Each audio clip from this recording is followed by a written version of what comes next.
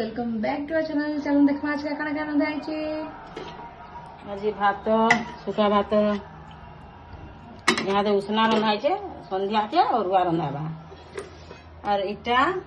मुनगा आलू बड़ी झोल कथुनु जे सबू झोल मुनगा और आलू बड़ी तीन जना मिसई करी पी देले ना से झोल के झोल सब अच्छी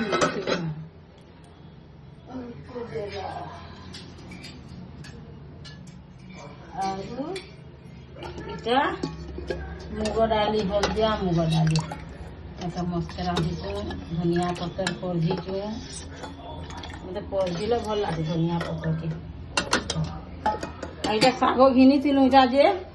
आ साग के केन रांधि पारतु ने रांधि संध्या के रांधनु आइटा देखो आमे जाइथिलु बालेश्वर जाइथिलु जे इटा देखो छोटटे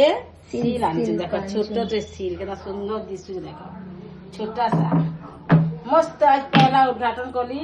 बेसाल बाटली बढ़िया हैला बाटी बाकी टिके ई जिनिसटा टिके खाली आ टिके मोटा हेबार थिला और टिके लंबा देबार थिला ने लंबा ने थिला भी मोटा हितले भी कि टिके ताके धरबा ले बैलेंस ठीक हिता पूरा आ इटा गुडा आनि देखो कुटेन गुटे देखो इति जेन चिकन मटन हेबा सेन खाली अदा लहसुन प्याज खाली कुटा हेबा इति सेति ले गुटे इटा आनिछु